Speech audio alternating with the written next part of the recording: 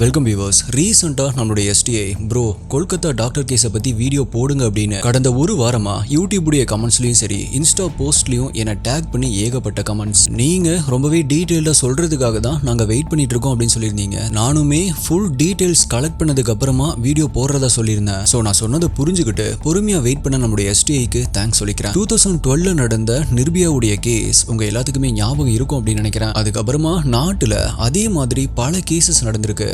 தினம் ஒவ்வொரு 15 நிமிடங்களுக்கு ஒரு முறை இந்த மாதிரியான குற்றங்கள் இனிமே நடந்துட்டு தான் இருக்கு. வருஷத்துக்கு 31,700 பாலியல் வன்கொடுமை கேசஸும் பதிவாயிட்டு தான் இருக்கு. பட் இப்ப நடந்த இந்த கேஸ் நிர்பயாவுடைய 2.0 அப்படின்னு சொல்ற அளவுக்கு அப்படி 1886வது வருடம் ஏசியால ஃபர்ஸ்ட் பிரைவேட் ஹாஸ்பிட்டலா நிறுவப்பட்ட இப்ப கவர்மெண்ட் வசம் இருக்கிற அந்த ஆர்ஜிகார் அப்படிங்கிற அந்த ஹாஸ்பிட்டல்ல நடந்த கொல்கத்தா டாக்டர் கேஸ்ல அப்படி அன்னைக்கு நைட்டு என்ன நடந்துச்சு அப்படிங்கறத பத்தி தான் ரொம்ப டீடைல்டா இன்னைக்கு வீடியோல நம்ம டீகோட் பண்ண போறோம். நீங்க பார்த்துட்டு இருக்கிறது சரவணன் டீகோட்ஸ். நான் உங்கள் சரவணன். வாங்க இன்னைக்கு வீடியோக்குள்ள போலாம்.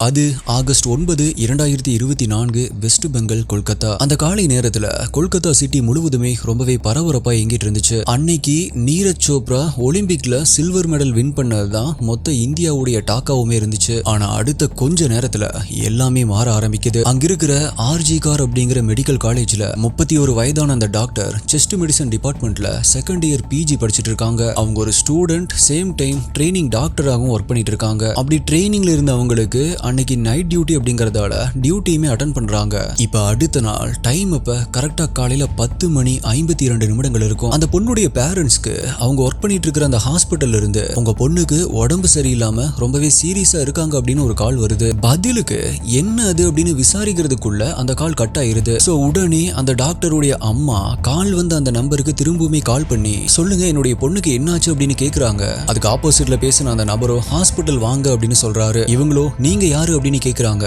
அதுக்கு அந்த நபரோ நான் அந்த ஹாஸ்பிட்டலுடைய அசிஸ்டன்ட் சூப்பரிண்டெண்டன்ட் அப்படின்னு சொல்லிட்டு போனை வச்சிடறாரு. இப்ப சரியா அதிலிருந்து 22 நிமிடங்கள் கழிச்சு 11:15 மறுபடியும் இன்னொரு போன் கால் வருது. இப்ப போன்ல பேசினவங்க உங்களுடைய பொண்ணு ஹாஸ்பிட்டல்ல வச்சு தன்னுடைய உயிரை தானே எடுத்து இறந்து போயிட்டாங்க, கொஞ்சம் சீக்கிரமா வாங்க அப்படின்னு சொல்றாங்க. இத கேட்டு அதிர்ச்சி அடைஞ்ச அந்த பேரண்ட்ஸுக்கு இப்ப போன்ல அவங்க கேட்டது கனவா இல்ல நிஜமா அப்படின்னு தலை சுத்த ஆரம்பிக்குது. கொஞ்சம் நீங்களே நினைச்சு பாருங்க. முந்தின நாள் வேலைக்கு போயிட்டு வரேன் அப்படின்னு சொல்லிட்டு சந்தோஷமா போன பொண்ணு அடுத்த நாள் அவங்களுடைய பேரண்ட்ஸ்க்கு இப்படி ஒரு கால் வந்தா எப்படி இருக்கும்? சோ பேரண்ட்ஸ்க்கு ஒண்ணுமே புரியாம பயத்தோடையும் பதட்டத்தோடையும் அதே சமயம் ஒருவேளை அது நம்ம பொண்ணா இருக்காது, ஏதோ ஒரு ராங் நம்பரா இருக்குமோ அப்படிங்கிற பல குழப்பத்தோடையும் அந்த ஹாஸ்பிட்டலுக்கு போறாங்க. அப்படி அந்த ஹாஸ்பிட்டல் போன அவங்களுக்கு ஒரு பேரண்ட்ஸ் தன்னுடைய பொண்ணை எந்த ஒரு கோலத்துல பார்க்க கூடாதோ அப்படியான ரொம்பவே கோரமான ஒரு காட்சி தான் காத்துட்டு இருந்துச்சு. இப்ப அப்படி ஹாஸ்பிட்டல் போன அந்த பேரண்ட்ஸ் அவங்களுடைய பொண்ணு எந்த அறைக்குள்ள தன்னுடைய உயிரை தானே எடுத்ததா சொன்னாங்களோ அந்த செமினார் ஹால் கிட்ட போறாங்க. ஆனா அங்க நின்ன போலீஸோ அவங்கள அந்த அறைக்குள்ள போக விடாம தடுத்து வெளியே உட்கார வச்சிடறாங்க. அப்ப அந்த டாக்டருடைய அப்பாவோ தயவு செஞ்சு என்னுடைய பொண்ணை பார்க்க விடுங்க அப்படின்னு அங்க நின்னுட்டு இருந்த போலீஸ் ஆபீசருடைய கால்ல விழுந்து கெஞ்ச ஆரம்பிக்கிறாரு. ஆனா அப்பயுமே அவங்க உள்ள விடல. இதனால அந்த பேரண்ட்ஸ் அங்க நின்னுட்டு இருந்த அவங்க பொண்ணுடைய ஃப்ரெண்ட்ஸ் கிட்ட அப்படி என்னதான் நடந்துச்சு யாராவது சொல்லுங்க அப்படின்னு அழுதுட்டே விசாரிக்கிறாங்க. ஆனா அங்க நின்ன டாக்டர்ஸ், நர்சஸ் மற்றும் ஸ்டூடெண்ட்ஸ் இவங்க எல்லாருமே எதையோ பார்த்து பயந்த மாதிரி, இன்னும் சொல்ல போனா எல்லாருமே பேயறிஞ்ச மாதிரி நின்னுட்டு இருந்திருக்காங்க. ஏன்னா நடந்தத அந்த பேரண்ட்ஸ் எப்படி தாங்கிக்க போறாங்க அப்படின்னு எல்லாருமே சோகத்துல உறைஞ்சு போய் நின்னுட்டு இருக்காங்க. இப்ப பேரண்ட்ஸ் ஹாஸ்பிட்டல் போய் 3 மணி நேரம் கழிச்சு சரியா மதியம் 3 மணி அளவுல அங்கிருந்த போலீஸ் அந்த டாக்டருடைய அப்பாவை மட்டும் உள்ள போய் பாக்குறதுக்கு அலோவ் பண்றாங்க. அப்படி அந்த அறைக்குள்ள போகும் பொழுது அழுதுட்டே போனவரு வெளியில வரும் பொழுது ஒரு நடைப்பிணமா தான் வந்தாரு. வெளியில வந்தவர்கிட்ட நம்மளுடைய பொண்ணுக்கு என்ன ஆச்சு அப்படின்னு அவருடைய மனைவி கேக்குறப்ப எதுவுமே பேசாம அவருடைய போன் எடுத்து அந்த அறைக்குள்ள இருந்து எடுத்துட்டு வந்த அந்த ஒரு போட்டோவை காட்டுறாரு. அப்படி அந்த போட்டோவை பார்த்ததுமே நிலை குலைஞ்சு போன அந்த பெண்ணுடைய அம்மா அந்த இடத்திலேயே கதற ஆரம்பிக்கிறாங்க. அப்படி அவங்களுடைய அழுகைய அடுத்த பல மணி நேரங்கள் வரைக்குமே யாராலையுமே நிப்பாட்ட முடியல. பிகாஸ் தன்னுடைய பொண்ண அப்படி அரை நிர்வாணமா உடம்பு முழுக்கவே காயங்களோட ரத்த வெள்ளத்துல பார்த்து அவங்களால எப்படி அழாம இருக்க முடியும்? அது மட்டும் இல்ல இன்னுமே அட்டாப்சி நடக்கிறதுக்கு முன்னாடியே அவங்க பார்த்த அந்த காட்சியை வச்சு இது தன்னுடைய பொண்ணு தானே தன்னுடைய உயிரை எடுத்து இறந்து போகல, கண்டிப்பா சீரழிக்கப்பட்டு தான் கொலை செய்யப்பட்டிருக்காங்க அப்படின்னு அவங்க புரிஞ்சுக்கிறாங்க. பிகாஸ் அவங்க அப்படின்னு இல்ல, அந்த கிரைம் சீனை பார்த்த யாரா இருந்தாலுமே கண்டிப்பா அப்படிதான் நினைக்க தோணும். ஆனா ஒரே ஒருத்தருக்கு மட்டும் அப்படி தோணல. அது வேற யாரும் இல்ல, அந்த ஹாஸ்பிட்டலுடைய பிரின்சிபலான டாக்டர் சந்தீப் கோஸ் தான். ஏன்னா இது ஒரு சென்சேஷனல் நியூஸா மாறுறதுக்கு முன்னாடி அந்த இன்சிடென்ட்டை பத்தி அவர் என்ன சொல்லியிருக்காரு அப்படின்னா, அந்த டாக்டர் அவங்களுடைய உயிரை அவங்களே எடுத்து தான் இறந்திருக்காங்க அப்படின்னு ஒரு ஸ்டேட்மெண்ட் கொடுத்திருக்காரு. இப்படி சொன்னது மட்டும் இல்லாம எதுக்காக யாருமே இல்லாத அந்த செமினார் ஹாலுக்கு நைட்டு நேரத்துல அந்த டாக்டர் போனாங்க அப்படின்னு மனசாட்சியே இல்லாம அந்த கேஸை திசை திருப்ப பார்த்திருக்காரு. ஆனா எல்லாமே எல்லா நேரத்திலயுமே ஒரே மாதிரி இருக்காது இல்லையா? அவர் இப்படி எல்லாம் சொல்றப்ப அவருடைய மனசுல நினைச்சது வேற, பட் மீடியால இந்த கேஸை கவர் பண்ண ஆரம்பிச்சதுக்கு அப்புறமா இந்த கேஸ் போன ஆங்கிளும் வேற. அதோடைய விளைவா அந்த பிரின்சிபல் வேலையை ராஜினாமா பண்ற சூழ்நிலைக்கு தள்ளப்படுறாரு. அது மட்டும் இல்ல, இதை ஒரு அன்நேச்சுரல் டெத் அப்படின்னு எழுதி கேஸை க்ளோஸ் பண்ண போன அபிஷியல்ஸும் இது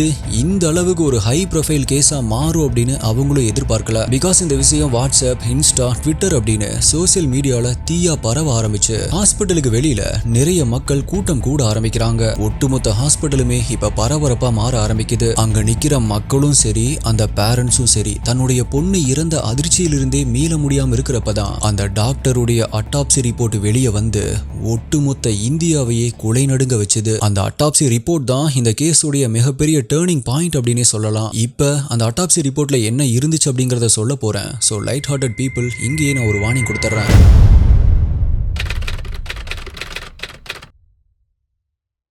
அந்த 31 வயதான பெண் டாக்டருடைய நெற்றியிலிருந்து கண்ணு, மூக்கு, காது, அப்புறம் உதடு அப்படின்னு முகம் மொத்தமுமே கொடூரமா இன்ஜூர் ஆகி அவங்களுடைய கண்ணிலிருந்து ரத்தம் வழிந்த நிலைமையில இருந்திருக்கு. மேலும் அவங்க கழுத்துடைய தைராய்டு கார்டிலாஜ் உடைஞ்சு கழுத்துல ஷூ காலால மிதிச்ச தடயங்களும், அந்த தடயங்கள் கழுத்துல மட்டும் இல்லாம அவங்க உடம்பு முழுக்கவுமே இருந்திருக்கு. ஆல்சோ செஸ்ட்ல, கழுத்துல, வயிற்றுல அப்படின்னு நிறைய இடத்துல பைட் மார்க்ஸும் இருந்திருக்கு. மேலும் அவங்களுடைய இடது கை முழுவதுமாகவும் வலது கை மோதிர விரலும் உடைஞ்சு போயிருக்கு. அது மட்டும் இல்ல, அவங்களுடைய 10 விரல்கள்ல 2 விரல்கள்ல மட்டும்தான் நகம் இருந்திருக்கு.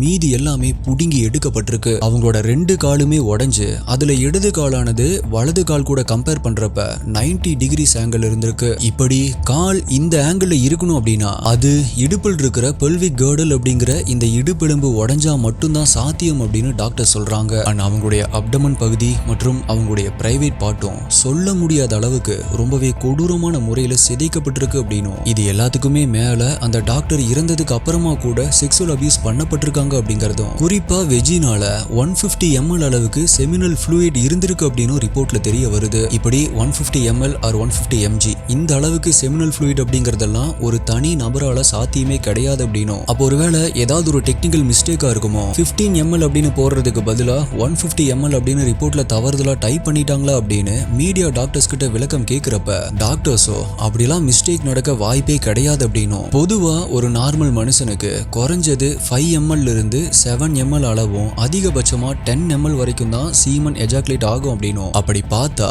ஒண்ணு இது ஒரு 7 பேர் சேர்ந்து அந்த டாக்டரை சீரழிச்சிருக்கணும், இல்ல அப்படின்னா 4-5 பேர் சேர்ந்த ஒரு கேங் தான் திரும்ப திரும்ப அந்த டாக்டரை சீரழிச்சிருக்கணும். இப்படி நடந்திருந்தா மட்டும்தான் இது சாத்தியம் அப்படின்னும், சோ சஸ்பெக்ட் ஒருத்தன் கிடையாது, 4-5 பேர் சேர்ந்த ஒரு கேங்கா கூட இருக்கலாம். ஆல்சோ ரொம்பவே இம்பார்ட்டண்டா அவங்களுடைய உடம்புல இருந்த காயங்களை வச்சு பாக்குறப்ப கண்டிப்பா அந்த அளவு இன்ஜுரிஸை ஒருத்தன் பண்ணிருக்க வாய்ப்பே கிடையாது. சோ ஓவராலா இது ஒரு கேங்கா சேர்ந்து தான் இப்படி பண்ணிருப்பாங்க அப்படின்னும், மேலும் நுரையீரல்ல ரத்தம் கசிஞ்சு மொத்தம் 16 இடத்துல காயங்கள் இருந்திருக்கு. காஸ் ஆஃப் டெத் ஸ்ட்ராங்குலேஷன், அதாவது கையால கழுத்தை நெரிச்சதால தான் இறந்து போயிருக்காங்க அப்படின்னு அட்டாப்சி ரிப்போர்ட்ல இந்த மாதிரி விஷயங்களை பார்த்த டாக்டர்ஸ் எல்லாருமே மிரண்டு போறாங்க. இப்படி இந்த ரிப்போர்ட் வந்ததுக்கு அப்புறமா கொல்கத்தாவுடைய எல்லா இடத்துலயுமே எல்லா ஹாஸ்பிட்டல்ல சேர்ந்த எல்லா டாக்டர்ஸுமே நீதி கேட்டு ஸ்ட்ரைக் பண்ண ஆரம்பிக்கிறாங்க. பல பொலிட்டீசியன்ஸ், ஆக்டர்ஸ் அப்படின்னு இவங்களுமே குரல் கொடுக்க ஆரம்பிச்சதால அங்கிருந்த ஆளுங்கட்சியான திரிணாமுல் காங்கிரஸ்க்கு பிரஷர் அதிகமாக ஆரம்பிக்குது. சோ உடனடியா வெஸ்ட் பெங்காலுடைய சிஎம் மம்தா பானர்ஜி, இன்னுமே உங்களுக்கு 2 நாள் தான் டைம், அதுக்குள்ள நீங்க கண்டுபிடிக்கல அப்படின்னா இந்த கேஸை சிபிஐக்கு டிரான்ஸ்பர் பண்ணிருவோம் அப்படின்னு கொல்கத்தா போலீஸ்க்கு ஒரு ஆர்டரை பாஸ் பண்றாங்க. உடனடியா போலீஸும் விசாரணையை தீவிரப்படுத்த ஆரம்பிக்கிறாங்க.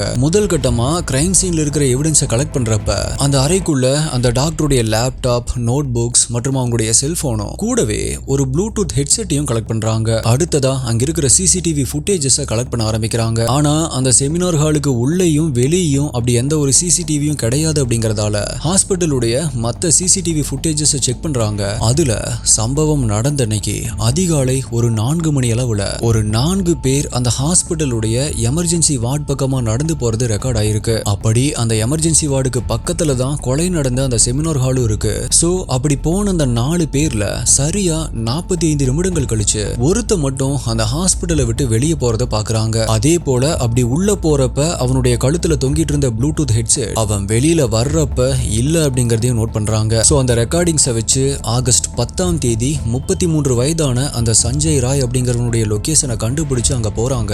அங்க சஞ்சய் நல்லா சாப்பிட்டு தூங்கிட்டு ரெஸ்ட் எடுத்துட்டு இருந்திருக்கான். உடனடியா அவனுடைய மொபைலை வாங்கி கிரைம் சீன்ல கிடைச்ச அந்த ப்ளூடூத் ஹெட்செட்டோட பேர் பண்ணி பாக்குறாங்க. போலீஸ் நினைச்ச மாதிரியே அது பேர் ஆகுது. இப்ப ஃபர்தரா அவனுடைய மொபைலை செக் பண்றாங்க. அதுல ரொம்பவே டிஸ்டர்பிங்கா அதே சமயம் இயற்கைக்கு மாறான நிறைய போன் வீடியோஸ் இருக்கிறத பார்த்த போலீஸ் இந்த மாதிரியான வீடியோஸ் எல்லாம் கூட ஒருத்தன் பாப்பானா அப்படின்னு ஷாக் ஆகி போறாங்க. அடுத்ததா அந்த இடத்தை செக் பண்றப்ப போலீஸ் அங்க வர்றதுக்கு கொஞ்ச நேரத்துக்கு முன்னாடி தான் அவன் கிரைம் சீன்ல போட்டிருந்த அந்த ட்ரெஸ்ஸை துவைச்சு காய போட்டிருக்கான் அப்படின்னு தெரிய வருது. இப்ப போலீஸ் அந்த இடத்தை சல்லடை போட்டு சர்ச் பண்ணதுல அங்க கிடந்த சஞ்சயோடைய ஷூ அவங்க கவனத்தை ஈர்க்க ஆரம்பிக்குது. பிகாஸ் அதுல இருந்த ரத்த கரை தான் அதுக்கு காரணம். சோ அந்த பிளட் சாம்பிள் எடுத்து அதை டெஸ்ட்டுக்கு அனுப்பி வச்சுட்டு உடனடியா சஞ்சய் அரெஸ்ட் பண்றாங்க. ஆல்சோ இவன் கூட அன்னைக்கு சிசிடிவியில் இருந்த அந்த 3 பேர்கிட்டயுமே விசாரணை நடக்க ஆரம்பிக்குது. அப்ப சஞ்சயோடைய பதில் மட்டும் முன்னுக்கு பின் முரணா இருந்திருக்கு. அதனால அவங்க கிட்ட மேற்கொண்டு விசாரிக்கிறப்ப சஞ்சய் ஆமா அந்த டாக்டரை நான் தான் கொலை பண்ணேன், வேணும்னா என்ன தூக்குல போடுங்க அப்படின்னு எந்த ஒரு கில்ட்டுமே இல்லாம திமிரா பேசியிருக்கான். அப்படி அன்னைக்கு என்ன நடந்துச்சு அப்படின்னு பாக்குறதுக்கு முன்னாடி முதல்ல இந்த சஞ்சய் யாரு அப்படின்னு பாத்திரலாம்.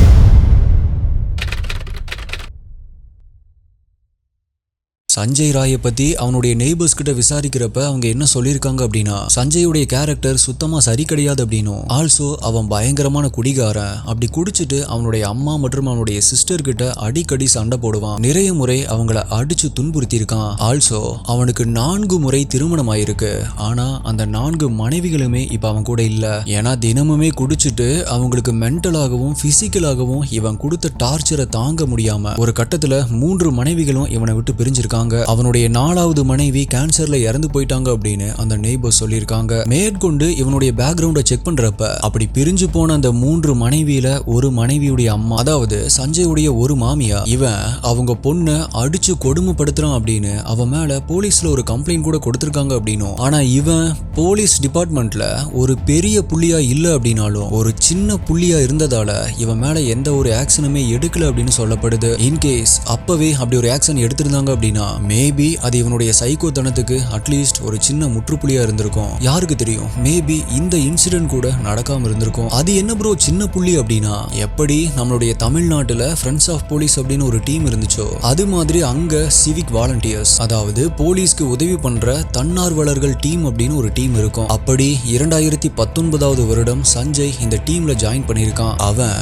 ஒரு ட்ரெயின்டு பாக்ஸர் அப்படிங்கறதால இந்த இடத்த நல்லா நோட் பண்ணிக்கோங்க. அவன் யாரு, ஒரு ட்ரெயின்டு பாக்ஸர். சோ அவன் ஒரு ட்ரெயின்டு பாக்ஸர் அப்படிங்கறதால அவனுக்கு இருந்த பிசிக்கல் ஸ்ட்ரென்த் காரணமா போலீஸும் சரி இவன் நம்மளுக்கு பக்கபலமா இருப்பான் அப்படின்னு அவனை டீம்ல சேர்த்திருக்காங்க. அதே போல அந்த ஆர்ஜி கார் ஹாஸ்பிட்டலும் ரொம்பவே பெரிய ஹாஸ்பிட்டல் அப்படிங்கறதால அந்த ஹாஸ்பிட்டல் வளாகத்திலேயே ஒரு போலீஸ் ஸ்டேஷன் இருக்கும். பிகாஸ் அங்க வர பேஷண்ட்ஸ் உடைய ஆக்சிடென்ட் கேஸ் இல்ல வேற எந்த ஒரு கிரைம்ஸ்ல இன்வால்வ் ஆயிருந்தாங்க அப்படின்னாலும் அது எல்லாத்தையுமே சீக்கிரமா ரெஜிஸ்டர் பண்ண ஸ்டேஷன் பக்கத்துல இருந்தா சுலபமா இருக்கும் அப்படிங்கிறதுக்காக போலீஸ் ஸ்டேஷன் ஹாஸ்பிட்டலுக்குள்ளேயே இருந்திருக்கு. அப்படின்னா இப்ப அந்த டாக்டர் பெண் இப்படி கொடூரமா கொல்லப்பட்டது போலீஸ் ஸ்டேஷனுக்கு பக்கத்திலேயே தானா அப்படின்னு கேட்டா எஸ், ஆமா எஸ்டிஐ. சோ அந்த போலீஸ் ஸ்டேஷனை சூப்பர்வைஸ் பண்ற பொறுப்பையும் கூடவே அந்த ஹாஸ்பிட்டலை மானிட்டர் பண்ற பொறுப்பையும் சஞ்சய் கிட்ட கொடுத்திருக்காங்க. அவனுமே கொல்கத்தா போலீஸ் அப்படின்னு எழுதி இருக்கிற ஒரு டி ஷர்ட்டை போட்டுட்டு இங்க சாத்தான்குளம் கேஸ்ல ஃப்ரெண்ட்ஸ் ஆஃப் போலீஸ் எப்படியோ அதே மாதிரி அவனுடைய ஆள் மனசுலயுமே தன்னை ஒரு நிஜமான போலீஸாகவே நினைக்க ஆரம்பிச்ச சஞ்சய் அடுத்தவங்களை அதிகாரம் பண்ண ஆரம்பிச்சிருக்கான். அப்படி அந்த ஹாஸ்பிட்டல்ல போலீஸ் அவனுக்கு கொடுத்த வேலை என்ன அப்படின்னா போலீஸுடைய தரப்புல இருந்து அங்க எந்த ஒரு கிரைமுமே நடக்காம பாதுகாக்கணும். பட் அவன் அங்க பாத்துட்டு இருந்த வேலை என்ன அப்படின்னா, அங்க வர பேஷண்ட்ஸ் கிட்ட காசு வாங்கிட்டு சீக்கிரமா டாக்டரை பாக்குறதுக்கு ஹெல்ப் பண்றது, ஆனா அவங்கள கியூல நிக்க விடாம சீக்கிரமா ஸ்கேன் எக்ஸ்ரே எடுக்கிறதுக்கு ஹெல்ப் பண்றது அப்படின்னு கமிஷன் வேலையை பார்த்துட்டு இருந்திருக்கான். ஆனா அது ஒரு வெறி பிடிச்ச சைக்கோ அப்படின்னு தெரியாம அந்த தருதலைக்கு ஹாஸ்பிட்டலுக்குள்ள முழு சுதந்திரத்தை கொடுத்திருக்காங்க. இப்படிதான் ரியாலிட்டியில ஒரு செல்லா காசா இருந்த சஞ்சய்க்கு அந்த ஹாஸ்பிட்டல்ல அப்படி ஒரு செல்வாக்கு இருந்திருக்கு. நியூஸ் சேனல்ஸ், ஆர்டிகல்ஸ், நியூஸ் பேப்பர்ஸ்ல வெளிவந்த டீடைல்ஸ் அடிப்படையா வச்சு இப்ப அன்னைக்கு நைட்டு என்ன நடந்துச்சு அப்படிங்கறத டீடைல்டா பார்க்கலாம். ஸோ சம்பவம் நடந்த அன்னைக்கு டைம் இப்போ கரெக்டாக மிட் நைட் ஒரு 3 மணி இருக்கும். சஞ்சய் வழக்கம் போல ஹாஸ்பிட்டலுக்கு பின்னாடி இருக்கிற ஒரு இடத்துல நின்று சரக்கடிக்க ஆரம்பிக்கிறான். அதே நேரம் இங்க கண்டினியூஸாக ஒர்க் பண்ண அந்த டாக்டர் மற்றும் அவங்களுடைய 3 ஃப்ரெண்ட்ஸும் டியூட்டி முடிஞ்சதுக்கு அப்புறமா பசிக்குது, ஏதாவது சாப்பிடலாம் அப்படின்னு நினைக்கிறாங்க. ஸோ அதுல ஒருத்தர் ஃபுட் ஆர்டர் பண்றாரு. கொஞ்ச நேரத்திலேயே அப்படி ஆர்டர் பண்ண ஃபுட்டும் அங்க வருது. ஸோ அந்த 4 பேருமே ஒலிம்பிக் பார்த்துட்டு ரிலாக்ஸா சாப்பிட ஆரம்பிக்கிறாங்க. அப்படி சாப்பிட்டு முடிச்சதுக்கு அப்புறமா அந்த 3 ஃப்ரெண்ட்ஸும் அங்கிருந்து கிளம்பிடுறாங்க. இப்ப அந்த டாக்டருக்கு தூக்கம் வர ஆரம்பிக்குது. பட் அந்த ஹாஸ்பிட்டல்ல டாக்டர்ஸ் ரெஸ்ட் எடுக்கிறதுக்கு அப்படின்னு தனியா எந்த ஒரு ரூமுமே கிடையாது அப்படிங்கறதால அப்பதான் அந்த செமினார் ஹாலுக்கு போறாங்க. அப்படி போனவங்க கொஞ்ச நேரம் படிச்சுட்டு அதுக்கப்புறமா தூங்கலாம் அப்படின்னு உட்காந்து படிக்க ஆரம்பிக்கிறாங்க. இப்படி 36 மணி நேரம் வேலை பார்த்து டயர்ட் ஆனதுக்கு அப்புறமாவும் படிக்கணும் அப்படின்னு நினைக்கிறாங்க அப்படின்னா அவங்களுக்கு இருந்த லட்சியம் தான் அதுக்கு காரணம். அது என்ன லட்சியம் அப்படின்னா, இவங்களுக்கு தினமுமே டைரி எழுதுற ஒரு பழக்கம் இருக்கு. அப்படி அந்த டைரியில அவங்க அதிகமா எழுதுற ஒரு வார்த்தை MD கோர்ஸ்ல கோல்டு மெடல் வாங்கணும் அப்படிங்கிற இந்த வார்த்தை தான். அன்னைக்கு வீட்ல இருந்து கிளம்புறதுக்கு முன்னாடி கூட அவங்க டைரியில இதை எழுதி வச்சுட்டு தான் டியூட்டிக்கு வந்திருக்காங்க. ஆனா படிக்கிறதுக்கு அவங்களுடைய மனசு ஒத்துழைச்சாலுமே அவங்களுடைய உடம்போ டயர்ட் ஆகி இனிமேல் ஒரு செகண்ட் கூட முழிச்சிருக்க முடியாது அப்படின்னு அவங்க போட்டிருந்த ஸ்பெக்ஸ கூட கலட்ட மறந்து போய் அவங்க இருந்த அந்த செமினார் ஹால்லேயே தன்னை அறியாமலேயே தூங்க ஆரம்பிக்கிறாங்க. அப்படி அவங்க ஆழ்ந்து தூங்க ஆரம்பிச்சு கொஞ்ச நேரத்திலேயே இந்த பக்கம் ஃபுல்லா குடிச்சிட்டு தள்ளாடிக்கிட்டே அந்த ஹாஸ்பிட்டலுக்குள்ள ஆகிறான் சஞ்சய். அப்படி அவனும் அவன் கூடவே அந்த ஹாஸ்பிட்டலை சேர்ந்த அந்த டாக்டருக்கு வேண்டாத நபர்கள் அப்படின்னு சொல்லப்படுற இன்னொரு 3 பேரும் நேரா அந்த 3வது மாடியில் இருக்கிற செமினார் ஹாலை நோக்கி நடக்க ஆரம்பிக்கிறாங்க. இதுக்கப்புறமா மேற்கொண்டு அந்த கிரைம் சீன்ல என்ன நடந்திருக்கும் அப்படின்னு நிறைய டாக்டர் சொன்னதை தான் நான் இங்க உங்ககிட்ட சொல்ல போறேன். இது கேட்கறதுக்கு ரொம்பவே கொடூரமா இருக்கும். சோ மனசை திடமாக்கிட்டு கேளுங்க. அப்படி உள்ள போன அந்த 4 பேருமே டோரை லாக் பண்ணிட்டு உள்ள தூங்கிட்டு இருந்த அந்த டாக்டர் கிட்ட நெருங்க ஆரம்பிக்கிறாங்க. அப்படி ஆழ்ந்த தூக்கத்துல இருந்து அவங்கள ஃபுல் போதையில போன இவனுங்க எழுப்பியிருக்கானுங்க. அதுல அந்த டாக்டர் பதறி போய் முடிக்கிறாங்க. அப்போ அவங்களுடைய தலைமுடிய கொத்தா புடிச்ச சஞ்சய் அவங்களுடைய முகத்தை சுவற்றோட கொண்டு போய் பலமா மோதுறான். அதுல அவங்க கண்ணுல போட்டிருந்த ஸ்பெக்ஸ் உடைஞ்சு அப்படி உடைஞ்ச அந்த கண்ணாடி துகள்கள் அவங்க கண்ணுக்குள்ளேயே செதறி கண்களை கிழிச்சு கண்ணுல இருந்து ரத்தம் ஒழுக ஆரம்பிக்குது. அப்படி ரத்தம் ஒழுகிட்டு இருந்த அந்த கண்ணை தன்னுடைய விரலால தோண்டி வெளியெடுத்த சஞ்சய் அடுத்ததா அவனுடைய பற்களால அவங்களுடைய உதட்ட கடிச்சு துப்பறான். இதுல அவங்களுடைய உதடு 2ஆ கிழிஞ்சு வாயிலிருந்து ரத்தம் வழிய ஆரம்பிக்குது. அதே நேரத்துல செவுத்துல இடிச்ச இம்பாக்ட்ல அவங்களுடைய காதுல இருந்தும் ரத்தம் வழிய ஆரம்பிக்குது. இப்ப அந்த டாக்டர் வலியிலையும் வேதனையிலையும் கத்த ஆரம்பிக்கிறப்ப சஞ்சய் அவங்களுடைய மூக்கையும் வாயும் சேர்த்து பொத்த ஆரம்பிக்கிறான். இந்த டைம்ல தான் அங்க நின்று அந்த 3 பேருமே டாக்டரை சீரழிக்க ஆரம்பிக்கிறாங்க. அப்ப சஞ்சயோ அவனுடைய முழு பலத்தையும் யூஸ் பண்ணி அவங்களுடைய குரல் வளைய இருக்க ஆரம்பிக்கிறான். இங்க நான் ஏற்கனவே சொன்னது உங்களுக்கு ஞாபகம் இருக்கும்னு நினைக்கிறேன். அவன் ஒரு ட்ரெயின்டு பாக்ஸர் அப்படிங்கறதால அப்படி நெரிச்ச ஃபோர்ஸ்ல கழுத்துடைய தைராய்டு கார்டிலேஜ் ரப்சர் ஆகி அதனால மூச்சு திணறல் ஏற்பட்டு அவங்களால கத்த முடியாம போகுது. சோ இப்ப என்ன பண்றது அப்படின்னு தெரியாத அந்த டாக்டர் அவங்களுடைய விரல் நகங்களால சஞ்சய கீற ஆரம்பிக்கிறாங்க. அவனுடைய கையை தட்டி விட்டு அவங்களால முடிஞ்ச அளவுக்கு போராட ஆரம்பிக்கிறாங்க. அப்ப அவனும் அந்த டாக்டருடைய இடது கையை அழுத்தி பிடிச்சு அந்த கையை உடைச்சு அதுல இருந்து விரல் நகங்களை அவனுடைய பற்களால கடிச்சு ஒவ்வொன்னா புடுங்கி வெளியே எடுக்க ஆரம்பிக்கிறான். அப்படியே 8 விரல்கள் இருந்த நகங்களை பிடுங்கி எடுத்ததுக்கு அப்புறமா அவங்களுடைய வலது கையுடைய விரலை உடைச்சிருக்கான். அதுக்கப்புறமா அங்கிருந்த இரும்பு ராட் மாதிரி ஒரு வெப்பனால அடிச்சு ஷூ காலால ஏறி மிதிச்சு அவங்களுடைய 2 கைகளையுமே கட்டி போட்டிருக்கான். இப்படி உடம்பு முழுக்க வலியால அந்த பொண்ணு துடிச்சிட்டு இருக்கிறப்ப அடுத்ததா இப்ப அவனுமே அவங்கள சீரழிக்க ஆரம்பிக்கிறான். அப்படி சீரழிக்கும் பொழுது அவங்களுடைய இடது காலை உடைச்ச அந்த சைக்கோ இன்னுமே ப்ரூட்டலா அவங்கள சீரழிக்க ஆரம்பிக்கிறான். இப்படி இந்த டார்ச்சர் ஆனது தொடர்ந்து 40 நிமிடங்கள் நடந்திருக்கு. அந்த ஒவ்வொரு நிமிஷமும் அந்த டாக்டர் தன்னை காப்பாத்துறதுக்கு யாராவது வரமாட்டாங்களா அப்படின்னு எதிர்பார்த்து கடைசியில ஏமாந்து போனதுதான் மிச்சம். இனி இழக்கிறதுக்கு உயிர் மட்டும்தான் இருக்கு அப்படிங்கிற ஒரு சூழ்நிலையில கொஞ்ச நேரத்துல அந்த உயிரும் அவங்கள விட்டு பிரியுது. ஆனா அவங்க இறந்ததுக்கு அப்புறமா கூட அவனுடைய டார்ச்சரை கண்டினியூ பண்ணிட்டு தான் இருந்திருக்கான். இறந்ததுக்கு அப்புறமாவும் தொடர்ந்து சீரழிச்சுட்டே இருந்திருக்கான். அது மட்டும் இல்ல, அவங்களுடைய மார்பகங்கள்ல இருந்தும் ஆல்சோ இடுப்பு பகுதியில பிரைவேட் பார்ட்ல இருந்தும் கிட்டத்தட்ட 100 கிராம் அளவுள்ள சதைய பல்லாலேயே கடிச்சு எடுத்திருக்கான் அந்த காமவெறி பிடிச்ச சைக்கோ. இப்ப நம்ம பார்த்தது இது இப்படி நடந்திருக்கலாம் அப்படின்னு அட்டாப்சி ரிப்போர்ட்டை வச்சு நிறைய டாக்டர் சொன்னது. அதுக்கான சோர்சஸ் எல்லாமே டிஸ்கிரிப்ஷன் பின்ட் கமெண்ட்ல கொடுத்திருக்கேன், செக் பண்ணி பார்த்துக்கோங்க. ஸோ இது எல்லாத்தையுமே பண்ணி முடிச்சுட்டு அந்த கேங் அங்கிருந்து கிளம்பி இருக்கானுங்க.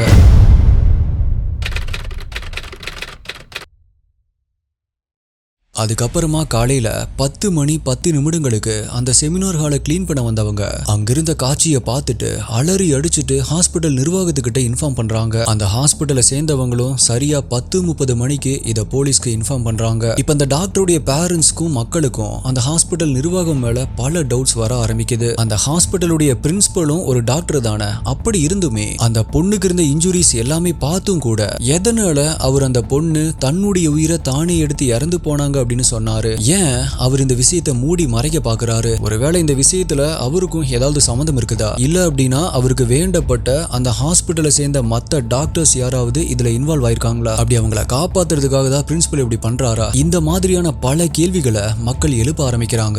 அதே மாதிரி 2021 சந்தீப் இந்த ஹாஸ்பிட்டலுக்கு பிரின்சிபலா வர்றப்ப இவர் இந்த காலேஜுக்கு பிரின்சிபலா வரக்கூடாது அப்படின்னு அப்பவே அவ்வளவு போராட்டம் நடந்திருக்கு. ஆனாலுமே சந்தீப்புக்கு இருந்த பயங்கரமான பொலிட்டிக்கல் இன்ஃப்ளூயன்ஸால 2 முறை வேற காலேஜுக்கு டிரான்ஸ்பர் ஆகி அதுக்கப்புறமா மறுபடியுமே அந்த காலேஜுக்கு பிரின்சிபலா வந்திருக்காரு அப்படின்னு சொல்லப்படுது. அதே மாதிரி இப்பவுமே இவ்வளோ பிரச்சனைக்கு மத்தியிலையுமே அவர் வேலையை ரிசைன் பண்ண 24 மணி நேரத்துல இதை விட இன்னொரு பெரிய ஹாஸ்பிட்டலான கல்கத்தா நேஷனல் மெடிக்கல் காலேஜுக்கு ஹெட்டா டிரான்ஸ்பர் ஆயிருக்காரு. ஆகஸ்ட் 12ஆம் தேதி அந்த முன்னாள் பிரின்சிபல் ஒரு இன்டர்வியூ கொடுக்கிறாரு. அதுல இறந்து போன அந்த டாக்டரை என்னுடைய பொண்ணு மாதிரி நினைக்கிறேன். சோ ஒரு பேரண்டா நான் ஃபீல் பண்ணதால தான் என்னுடைய வேலையை நான் ரிசைன் பண்ணிட்டேன் அப்படின்னு மீடியா கிட்ட சொல்லியிருக்காரு. அப்படி மீடியா கிட்ட பேட்டி கொடுக்கறப்ப ஒரு 6 இடத்துல அவர் அந்த டாக்டருடைய பெயரை சொன்னதுக்காக அவர் மேல கம்ப்ளைண்ட் ரெஜிஸ்டர் ஆயிருக்கு. பிகாஸ் BNS செக்ஷன் 72 படி ஒரு சீரழிக்கப்பட்ட விக்டிமுடைய பெயரையும் அவங்களுடைய ஐடென்டிட்டியும் வெளியே சொல்றது சட்டப்படி தப்பு. ஆகஸ்ட் 13ஆம் தேதி சம்பவம் நடந்து சரியா 4 நாட்கள் கழிச்சு கேஸ உடனடியா CBIக்கு டிரான்ஸ்பர் பண்ண உத்தரவு போடுறாங்க. அப்ப CM மம்தா ஆல்ரெடி 90% கேஸ கொல்கத்தா போலீஸ் ஆல்ரெடி சால்வ் பண்ணிட்டாங்க அப்படின்னும், சோ இனி CBIயுடைய வேலை குற்றவாளியை கோர்ட்ல சப்மிட் பண்ணி அவனுக்கு தூக்கு தண்டனை வாங்கி கொடுக்கிறது மட்டும்தான். சோ அதையாவது ஆகஸ்ட் 18ஆம் தேதிக்குள்ள முடிங்க அப்படின்னு CBI பார்த்து சொல்லியிருக்காங்க. அப்படி CBI இந்த கேஸ் எடுத்து இன்வெஸ்டிகேஷன் பண்ண ஆரம்பிச்ச அடுத்த நாள், அதாவது ஆகஸ்ட் 14ஆம் தேதி விஷயம் இன்னுமே சீரியஸாக ஆரம்பிக்குது. அதே சமயம் மீடியா இப்ப அந்த டாக்டருடைய பேரண்ட்ஸ் கிட்ட அடிக்கடி இன்டர்வியூ பண்ணிட்டு இருக்காங்க. அவங்க சொன்னது, எங்க பொண்ணு ஆகஸ்ட் 8ஆம் தேதி அன்னைக்கு நைட்டு சரியா 8:10 நிமிடங்களுக்கு ஹாஸ்பிட்டலுக்கு கிளம்பி போனாங்க. அப்படி போன அவங்க அன்னைக்கு நைட்டு 11:15 நிமிடங்களுக்கு எங்களுக்கு கால் பண்ணாங்க. நான் சாப்பிட்டேன், நீங்க சாப்பிட்டீங்களா, சீக்கிரம் சாப்பிட்டு தூங்குங்க அப்படின்னு சொன்னாங்க. அதுக்கப்புறமா காலையில 5 மணிக்கு நாங்க அவங்களுக்கு கால் பண்ணோம். அப்ப ரிங் ஃபுல்லா போச்சே தவிர போன் அட்டன் ஆகல. இப்படி 3 மணிக்கு ரெஸ்ட் எடுக்க போன டியூட்டில இருந்த ஒரு டாக்டரை காலையில 10:30 மணி வரைக்குமே அந்த ஹாஸ்பிட்டல் இருந்த ஒருத்தருக்கு கூடவா தேடணும் அப்படின்னு தோணலன்னு கேள்வி கேட்டிருக்காரு. மேலும் அவரு, என்னுடைய பொண்ணுக்கு அந்த ஹாஸ்பிட்டல்ல சில பிரச்சனைகள் இருந்தது உண்மைதான், அதனால அவ படிக்கிற அந்த டிபார்ட்மெண்ட்டை சேர்ந்த ஸ்டூடெண்ட்ஸ் மற்றும் சில ட்ரைனிங் டாக்டர்ஸ் மேல எங்களுக்கு சந்தேகம் இருக்கு அப்படின்னு சொல்லி அவங்களுக்கு யார் யார் மேல எல்லாம் சந்தேகம் இருக்குதோ அந்த 30 பேருடைய பெயரை ஒரு லிஸ்டா ரெடி பண்ணி CBI கிட்ட கொடுத்திருக்காங்க. அடுத்த கட்ட இன்வெஸ்டிகேஷன்ல அந்த டாக்டருடைய விரல் நகத்திலிருந்து கிடைச்ச பிளட் சாம்பிள்ஸ் மற்றும் DNA சஞ்சயுடைய DNA கூட பெர்ஃபெக்ட்டா மேட்ச் ஆயிருக்கு. இப்படி இருந்த சமயத்துல தான் சோசியல் மீடியால இன்னொரு நியூஸும் பரவ ஆரம்பிக்குது. இது ஒரு ப்ரீ பிளான்டு மர்டர் அப்படின்னும், பிகாஸ் இந்த இன்சிடென்ட் எல்லாம் நடக்கிறதுக்கு முன்னாடியே யாரோ அந்த டாக்டருடைய காரை அடிச்சு நொறுக்கி இருக்காங்க. சஞ்சய் ஒன்னும் சும்மா எடுத்த உடனே எல்லாம் போய் அந்த டாக்டர் அட்டாக் பண்ணிருக்க மாட்டான். முதல்ல அந்த டாக்டர் அந்த செமினார் ஹால்ல தான் போய் ரெஸ்ட் எடுத்துட்டு இருக்காங்க அப்படின்னு அவனுக்கு எப்படி தெரிஞ்சது? சோ ஒன்னு, அவன் அவங்கள ரொம்ப நாளா ஃபாலோ பண்ணிருக்கணும். இல்ல அப்படின்னா அந்த டாக்டருக்கு ரொம்பவே நெருக்கமானவங்களே அந்த இடத்தை சஞ்சய் கிட்ட இன்ஃபார்ம் பண்ணிருக்கணும். அப்படி சஞ்சய் அங்க வர வச்சு அந்த டாக்டர் மேல இருந்த முன்பகை காரணமா யாரோ ஒரு கேங் அவங்கள அட்டாக் பண்ண சஞ்சயை யூஸ் பண்ணிருக்கலாம் அப்படின்னு சொல்ல ஆரம்பிக்கிறாங்க. இதே மாதிரி மீடியால ஸ்ப்ரெட் ஆயிட்டு இருந்த இன்னொரு நியூஸ் என்ன அப்படின்னா, அந்த ஹாஸ்பிட்டலுடைய முன்னாள் பிரின்சிபலான டாக்டர் சந்தீப் மேலும் அவருடைய 4-5 நண்பர்கள் தரம் குறைஞ்ச டேப்லெட்ஸை அந்த ஹாஸ்பிட்டலுக்குள்ள புழக்கத்துல விட்டு கோடி கணக்குல காசு பார்த்திருக்காங்க அப்படின்னும், அது மட்டும் இல்லாம கஞ்சா, கொக்கைன் மாதிரியான சில போதை பொருட்களையும் அந்த ஹாஸ்பிட்டல்ல படிக்கிற சில ஸ்டூடெண்ட்ஸ்க்கு சப்ளை பண்ணிட்டு இருக்காங்க அப்படின்னும், மேலும் சந்தீப் கோஸ் மற்றும் அவருடைய ஃப்ரெண்ட்ஸ் அங்க படிக்கிற சில ஸ்டூடெண்ட்ஸை அவங்களுடைய இச்சைக்கு பயன்படுத்துறதாகவும், அதுக்கு அந்த ஸ்டூடெண்ட்ஸ் மறுத்தாங்க அப்படின்னா எக்ஸாம்ல மார்க்கை குறைச்சு பாஸ் ஆக முடியாது அப்படின்னு சொல்லி மிரட்டுவாங்க.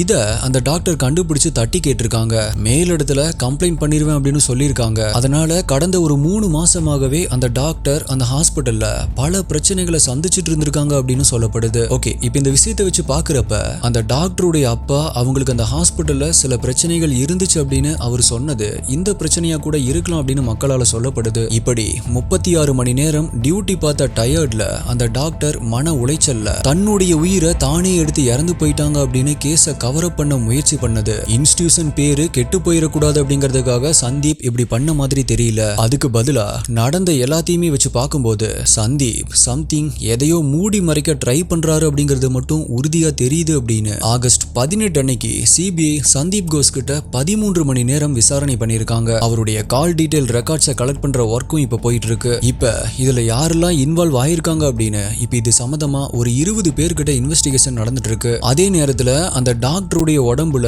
150 ml அளவு சீமன் இருந்தது அப்படிங்கறதும் தவறான தகவல் அப்படின்னு கொல்கத்தாவுடைய கமிஷனர் வினித் கோயல் சொல்லியிருக்காரு. இப்ப சஞ்சய் ராய் மேல BNS செக்ஷன் 103(62) இந்த 2 பிரிவுக்கு கீழே வழக்கு பதிவு செய்யப்பட்டு அவனை 14 நாட்கள் கஸ்டடியில வச்சு விசாரிக்க கோர்ட் உத்தரவு போட்டிருக்காங்க. இப்ப இந்த பக்கம் போராட்டம் பண்ணிட்டு இருக்கிற டாக்டர்ஸ் எல்லாருமே கண்டிப்பா அந்த டாக்டருடைய சாவுக்கு நீதி கிடைச்சே ஆகணும். ஆல்சோ இந்த கேஸ்ல சம்பந்தப்பட்ட மத்த அக்யூஸ்டையும் கண்டுபிடிச்சு சிவியர் பனிஷ்மெண்ட் கொடுக்கணும் அப்படின்னும், அண்ட் இதுவே ஃபர்ஸ்ட் அண்ட் லாஸ்டா இருக்கணும். அண்ட் டியூட்டியில் இருக்கிற எந்த ஒரு டாக்டரும் இப்படி ஒரு சூழ்நிலைக்கு ஆளாக கூடாது. அதுக்கு முதல்ல இந்தியாவில் இருக்கிற எல்லா மெடிக்கல் காலேஜ் மேலும் எல்லா ஹாஸ்பிட்டல்லையும் ஃபீமேல் டாக்டர்ஸ்க்கு அப்படின்னு பாத்ரூம் வசதியில் இருந்து அவங்க ரெஸ்ட் எடுக்கிறதுக்கு ப்ராப்பரான ஒரு ரூம் வசதியை முதல்ல ஏற்பாடு பண்ணி கொடுக்கணும். இப்படி எங்களுடைய இந்த கோரிக்கை எல்லாமே நிறைவேற வரைக்குமே நாங்க எங்களுடைய போராட்டத்திலிருந்து ஓய மாட்டோம் அப்படின்னு இப்போ வரைக்குமே அவங்களுடைய போராட்டம் கண்டினியூ ஆயிட்டு தான் இருக்கு. ஆல்சோ கொல்கத்தா மட்டும் இல்ல, மும்பை, தெலுங்கானா, பெங்களூர், திருப்பதி, கோயம்புத்தூர், விசாகப்பட்டினம் இங்க இருக்கிற டாக்டர்ஸ் ரேலி நடத்தி போராட்டம் பண்ணிட்டு இருக்காங்க.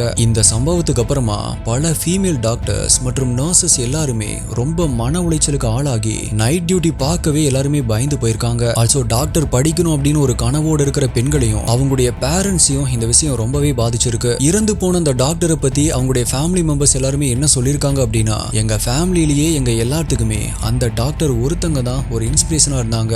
ஏன்னா ஒருத்தங்க நோயால கஷ்டப்படுறத அவங்களால தாங்கிக்க முடியாது, அந்த அளவுக்கு இரக்க மனசு உள்ளவங்க அப்படின்னும், ஆல்சோ அந்த டாக்டர் விலங்குகள் மேல கூட அவ்வளோ பாசமா அக்கறையா இருப்பாங்க அப்படின்னு அவங்களுடைய நெய்பர் சொல்லியிருக்காங்க. அது மட்டும் இல்லாம இந்த டாக்டர் முதல்ல படிச்ச அந்த காலேஜுடைய ப்ரொஃபசர் இவங்களை பத்தி என்ன சொல்லியிருக்காங்க அப்படின்னா, நாங்க எல்லாருமே அந்த டாக்டரை பார்த்து பொறாமப்படுற 2 விஷயம் என்ன அப்படின்னா, ஒன்னு அவங்களுடைய ஹார்ட் ஒர்க், இன்னொன்னு அவங்களுடைய ஹேண்ட் ரைட்டிங். ஏன்னா பிரிஸ்கிரிப்ஷன் எழுதுற எந்த ஒரு டாக்டருடைய கையெழுத்துமே ஒரு பேஷண்ட்டுக்கு புரியாது, ஆனா ஒரு பேஷண்ட்டே பாராட்டுற அளவுக்கு இவங்களுடைய ஹேண்ட் ரைட்டிங் ரொம்பவே நீட்டா இருக்கும் அப்படின்னு சொல்லியிருக்காரு.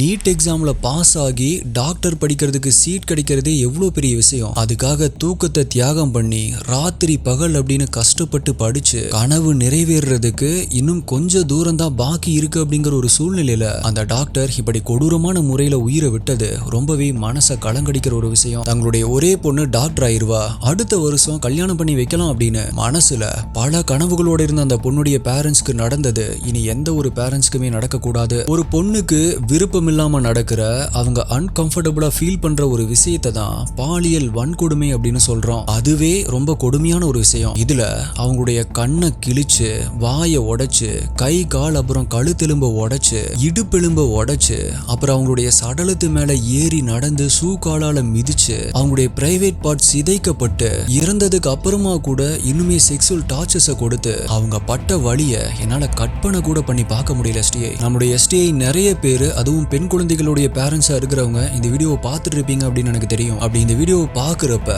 உங்களுடைய ஹார்ட் பீட் ரைஸ் ஆகுறத என்னால உணர முடியுது. நம்மளால என்ன ப்ரோ பண்ண முடியும்? வருஷத்துக்கு இப்படி ஒரு கேஸ் நடந்துட்டே தான் இருக்கு. மக்களும் கொஞ்ச நாள் அதை பத்தி பேசுவாங்க, அதுக்கப்புறமா மறந்து போயிருவாங்க. அவ்வளவுதான், இதுக்கு ஒரு எண்டே கிடையாது ப்ரோ அப்படின்னு நீங்க நினைச்சீங்க அப்படின்னா நம்மளால மாத்த முடியற அளவுக்கு ஒரு விஷயம் நம்மளுடைய கையிலேயே இருக்கு. அது இம்மீடியட்டா இப்பவே பலன் அளிக்காது அப்படின்னாலுமே இன்னும் ஒரு 20 வருஷம் கழிச்சு கண்டிப்பா பலன் அளிக்கும். அதுக்கு நம்ம செய்ய வேண்டியது, ஒவ்வொரு ஆண் குழந்தைகளுடைய பேரண்ட்ஸும் அவங்களுடைய பசங்களுக்கு மத்த பொண்ணுங்களை எப்படி ட்ரீட் பண்ணணும், முதல்ல அவங்களை எப்படி மதிக்கணும், ஆல்சோ பெண்களை அவங்களுடைய அம்மா மாதிரியும் சிஸ்டர்ஸ் மாதிரியும் எப்படி நினைக்கணும் அப்படின்னு கத்துக் கொடுங்க. எனக்கும் 2 பசங்க இருக்காங்க, நான் டீச் பண்ணிட்டு தான் இருக்கேன். So my dear STA investigators, நீங்க இந்த கேஸை பத்தி என்ன நினைக்கிறீங்க? இந்த கேஸ்ல இப்போ வரைக்குமே வந்த டீடைல்ஸை உங்களுக்கு கலெக்ட் பண்ணி கொடுத்துருக்கேன். மேலும் ஃபியூச்சர்ல ஏதாவது ஒரு அப்டேட்ஸ் வந்துச்சு அப்படின்னா கண்டிப்பா வீடியோ போடுறேன். இந்த வீடியோ பத்தின, இந்த கேஸை பத்தின உங்களுடைய கருத்துக்களை மறக்காம கீழே கமெண்ட் பண்ணுங்க. உங்களுடைய பெஸ்டான கமெண்ட் அடுத்த வீடியோல வரும். வேற ஒரு வீடியோல மீட் பண்றேன். நன்றி, பாய்.